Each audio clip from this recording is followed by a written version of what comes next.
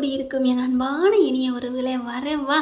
சூப்பருங்க, வெல்டன்ங்க. எந்த ஒரு நாளுக்காக தான் நம்ம எல்லாருமே காத்துக்கிட்டு இருந்தோம். மகாநதியில் அப்படி ஒரு திருநாள். அம்மா தாயே அங்கால பரமேஸ்வரி ஓ வாயை அண்டாவாயை அப்படியே சுருக்கிட்டு மரியாதை கொடுத்து அடடடடா தம்பியை வர சொல்லுப்பா குமரன்ட்ட சொல்கிறாங்க நம்ம சாரதா.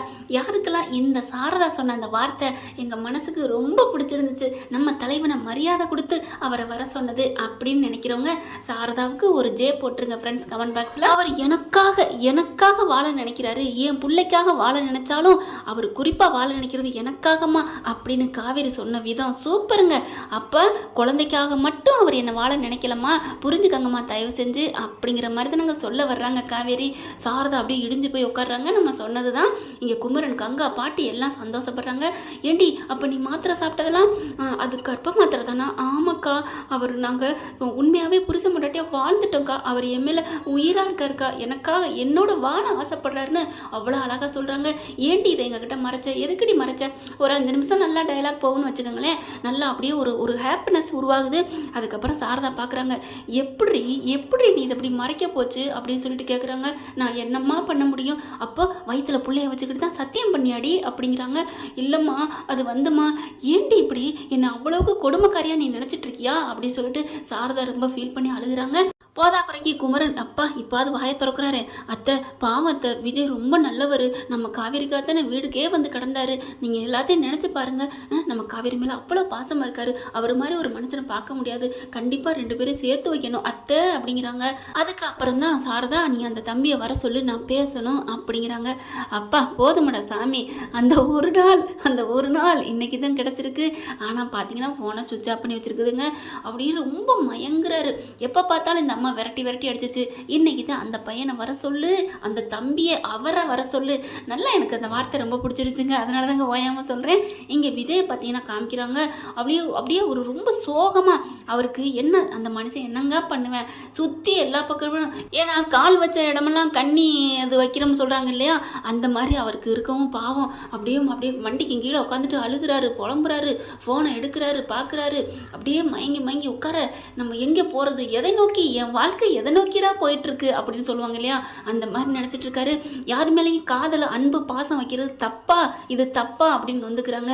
உன் பாட்டி மேலே வச்ச பாசமும் தப்புன்னு தெரிஞ்சா நீ என்னையா பண்ணுவ அப்படி தான் தோணுது. இங்கே குமரன் என்ன பண்ணுறாங்க, நிவினுக்கு கால் பண்ணுறாங்க. நிவின் வந்ததுக்கப்புறம் விவரத்தை பூரா சொல்ல நிவினுக்கு சந்தோஷம் தாங்கலைங்க.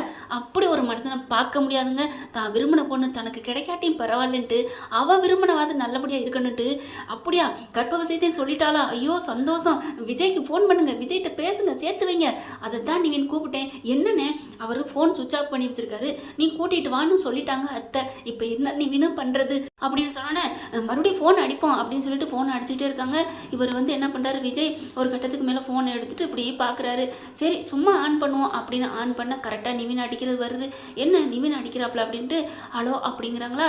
ஹலோன்னு சொன்ன கேடு பிரதர், விஜய் பிரதர் எங்கே இருக்கீங்க அப்படின்னு ஒரு சந்தோஷம் ஆர்வமாக சொல்ல டக்குன்னு எந்திரிச்சு என்ன நிவின் என்ன ஒரு மாதிரியா அப்படிங்கல. குமரன் வாங்கிட்டு பிரதர் நீங்கள் எங்கே இருக்கீங்க பிரதர், ஏன் பிரதர் சுவிட்ச் ஆஃப் பண்ணீங்க அப்படிங்கிறாங்க. நான் என்ன பிரதர் பண்ணுறது, காவேரி கட் பண்ணி சுவிட்ச் ஆஃப் பண்ணிட்டா, எனக்கு எப்படி கஷ்டமாக இருக்குது தெரியுமா, அந்த அளவுக்கு நான் அவளுக்கு பாவி ஆகிட்டேனா, இல்லை நான் அவளை நல்லா நடத்தலையா, பாசம் வைக்கலையா, ஒரு கான்ட்ராக்ட் மட்டும் பண்ணதான் என்னோட தப்பு, அது ஏதோ அறியாமல் பண்ணிட்டேன், அதுக்கப்புறம் நான் எவ்வளோ மன்னிப்பு கேட்குறது, என்னை எல்லாரும் படுத்தி எடுக்கிறாங்க அப்படிங்கல. ஐயோ பிரதர் எல்லாமே முடிஞ்சு போச்சு, உங்கள் கஷ்ட காலம்லாம் முடிஞ்சிருச்சு, இனிமேல் சந்தோஷம்தான் அப்படிங்கிறாங்க. என்ன சொல்கிறீங்க, நீங்கள் உடனே வாங்க பிரதர் அப்படிங்கிறாங்க. என்ன சொல்கிறீங்க அப்படிங்கிற ஒரு இடத்த சொல்கிறாங்க. இவர் ஆளாக பறந்தடிச்சு நல்ல செய்தி சொல்கிறவங்களாலே என்னவா இருக்கும் அப்படின்னு சொல்லிட்டு விஜய் சும்மா பறந்தடிச்சு வராங்க. அப்போ 2 பேர் நிற்கிறாங்க. என்ன பிரதர் என்ன ஆச்சு அப்படிங்கல. கை கொடுங்க வாழ்த்துக்கள் அப்படின்னு சொல்லிட்டு பார்க்குறாரு குமரன். இருந்தாலும் விஜய் ப்ரோ நீங்கள் இப்பெல்லாம் பண்ணுவீங்கன்னு நினைக்கவே இல்லை, என்னை நீங்கள் மதிக்கலைல, போங்க நான் கோச்சிக்கிட்டேன் அப்படின்னு சொன்ன கையோட என்ன குமரன் ப்ரோ என்ன ஆச்சு, நான் என்ன மதிக்கலை, நான் என்ன பண்ணேன் சொல்லுங்க. இருந்தாலும் நிவின்கிட்ட சொல்லியிருக்கீங்க என்கிட்ட சொல்லல, என்ன பிரதர் என்ன நிவினு என்ன சொல்கிறார் இவர் அப்படிங்கல. இல்லை காவேரி கற்ப விஷயம் தெரிஞ்சிருச்சு வீட்டில் எல்லாருக்குமே, காவேரி சொல்லிட்டான்னு சொன்னோம் இல்லையா, அதை பற்றி தான் அவர் பேசுகிறார் போல இருக்கு. என்னென்ன அதுதானே, ஆமாம் என்கிட்ட சொல்லலை இல்லை, நிவின்கிட்ட சொல்லியிருக்கீங்க, அப்போ நான் உங்களுக்கு பெருசாக தெரில இல்லை பிரதர் அப்படிங்கல. ஐயோ குமரன் அப்படின்னு கக்கன்னு சிரிக்கிறாரு. என்ன நீங்கள் நினைக்கலன்னு சொல்கிறேன் சிரிக்கிறீங்க. ஐயோ குமரன் ப்ரோ இது கேட்டிங்கன்னா நீங்களே சிரிப்பீங்க, இல்லைன்னா ஷாக் ஆயிடுவீங்க. என்ன விஷயம், அட இந்த விஷயம் எனக்கு சொன்னதே நிவின் தான் தெரியுமா, எனக்கே தெரியாது, எனக்கு முன்னாடி நிவனுக்கு தான் தெரியும் அப்படிங்கிறாங்க. என்னது, என்ன நிவன்? ஆமாம், ஃபஸ்ட்டு நான் எனக்கு தான் சொன்னா காவேரி அப்படிங்கிறாங்க. அப்புறம் நடந்ததை சொல்கிறாங்க. அப்புறம் குமரன் வந்து சாரி பிரதர், இருந்தாலும் அதுக்கப்புறம் நீங்கள் சொல்லியிருக்கலாம்ல, உங்கள் மச்சினிச்சி தான் அப்படியே கட்டுப்படுத்திட்டாலே, யார்ட்டையும் சொல்லாதுன்னு இதை அன்னைக்கே அந்த பக்கிக்கிட்ட சொன்னேன். கேட்டாளா நானும் தான் பிரதர், நானும் சொல்லணும்னு சொன்னேன், ஆனால் அவள் தான் வேணான்னு என்னை கையை கட்டி போட்டா அப்படின்னு நீவின்னு தான் பங்குக்கு சொல்கிறாங்க. ஐயோ, இதை எப்போவோ சொல்லியிருக்கலாமே, இப்போ அத்தை மனசு மாறிட்டாங்க, அவங்க ரொம்ப ஃபீல் பண்ணாங்க. இந்த அளவுக்கு பாசமாக இருக்கிற பையில ஏண்டி நீ அன்னைக்கே சொல்லலை, நான் சேர்த்து வச்சிருப்பேனே, இப்போ என்ன ஆனாலும் சரி இந்த பிள்ளை வந்து அப்போ இல்லாத பிள்ளையா ஆதரவற்று என் பேரன் பேத்தி வளரக்கூடாதுடி அப்படின்னு அவ்வளோ அடித்து சொல்லிட்டாங்க. பிரதர் வாங்க நம்ம வீட்டுக்கு போவோம் அப்படிங்கிறாங்க. அப்போ தான் பார்க்குறாங்க எப்படி மனசு மாறினாங்க, எனக்கு ஒன்றுமே புரியலையே அப்படிங்கிறாங்க. என்ன பேரன் பேத்தி பறக்க போது மாறாமல் இருப்பாங்களா என்ன அப்படிங்கிறாங்க. நீங்கள் எங்கே பிரதர் கிளம்பி போனீங்க அப்படிங்கிறாங்க. எங்கே போனேன், கால் போன போக்கில் போனேன், என்ன பண்ணுறது, பொண்டாட்டிங்க இப்படி பண்ணால் என்ன பிரதர் பண்ணுறது, நிவின் பிரதர் உங்களுக்கு அனுபவம் இருக்குமே. ஆமாம், உங்களுக்காவது பரவாயில்ல, உங்களுக்காவது ஒரு கை மண்ணு தான், எனக்கு ஒரு லாரி மண்ணை போட்டுக்கிட்டு உட்காந்துருக்கா. உடனே குமரன் தான் மச்சினிச்சு தான் மாமா பிள்ளை இல்லையா, என்ன நிவின்னு பாவம் அவளுக்கு விவரம் தெரியாது, ஐயோ பச்சை பிள்ளை, நீங்கள் தான் என்ன மெச்சிக்கணும் அப்படின்னு மனசில் நினைக்கிறாரு. அடுத்து பார்த்தீங்கன்னா கிளம்ப போகிறாங்க. சரி எப்படி காவேரி வந்து கர்ப்பமாக இருக்க விஷயத்த சொன்னா அப்படின்னு விஜய் கேட்குறாங்க. அப்படியே இவங்க 2 பிரதர்ஸும் அப்படியே முழிக்கிறாங்க. இவங்க பாட்டியை பற்றி உண்மையை சொல்லித்தானே ஆகணும், இப்போ என்ன பண்ணுறது, ஒன்றும் அப்படியே குழம்பி இருக்கையில், என்ன பிரதர் கேட்குற கேள்விக்கு சொல்ல மாட்டேங்கிறீங்களே, என் செல்லக்குட்டி எப்படி உண்மையை சொன்னிச்சு அப்படிங்கிறாங்க. செல்லக்குட்டி அப்படிங்கிற காவேரிட்டேருந்து ஃபோன் வருது. பார்த்தீங்களா 100 ஆயுசு, என் பொண்டாட்டி கால் பண்ணுறா. நான் பண்ணிவிட்டு கொஞ்சம் காதெல்லாம் மூடிக்கங்க, கொஞ்சம் ரொமான்ஸ் போகும், ஏன்னா 2 நாளாச்சு என் பொண்டாட்டியை பார்த்து அப்படின்னு சொல்லிட்டு, மை டியர் பொண்டாட்டி செல்லாக்குட்டி என்னடி வாயெல்லாம் திறந்துட்ட போல இருக்கே அப்படிங்கிறாங்க. அப்படியே அழுகுறாங்க. என்னடா, நான் என்ன திட்டம்லாம் இல்லைடா அப்படிங்கிறாங்க.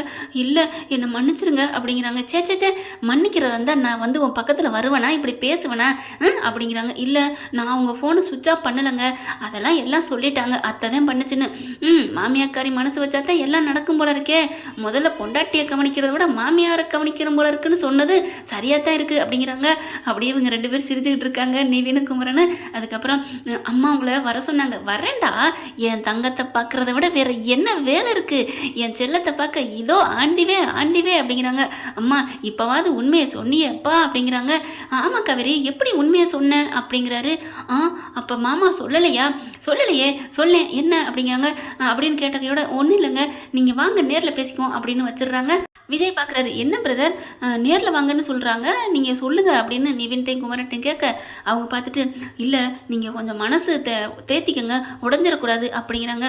அட என்ன பிரதர், என் பொண்டாட்டி கிடைக்காம போய் என் இருதயமே சுருக்கு நூறாகி போய் கிடந்தேன், இப்போ அவளே கிடச்சிட்டா, இப்போ உலகம் அந்த பக்கத்து உடஞ்சி போச்சுன்னு சொன்னாலும் ஐ டோன்ட் கேர், என் பொண்டாட்டியை நினச்சிட்டு போயிட்டே இருப்பேன்.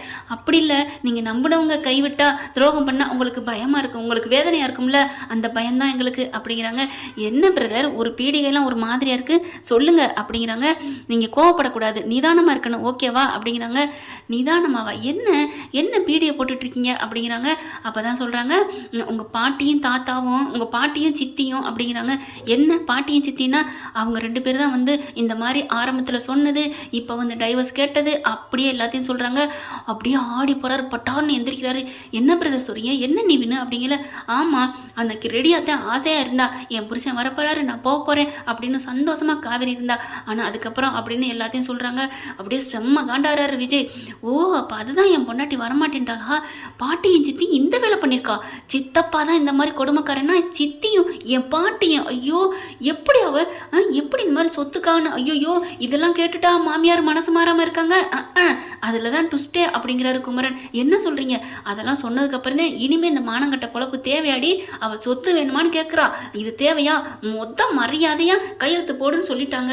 அதுக்கப்புறம் தான் நான் கர்ப்பமாக இருக்கேன், நான் என் விஜய் கூட வாழணும், விஜயும் என் கூட வாழணும், பிள்ளைக்காக நாங்கள் வாழ நினைக்கல, அதையும் தாண்டி நாங்கள் 2 பேரும் எங்கள் உயிராக இருக்கிறோம் அப்படின்னு காவேரி எல்லா உண்மையும் சொல்லிட்டா அப்படின்னு குமரன் சொல்கிறாங்க. அப்படியே சந்தோஷம் தாங்கலை.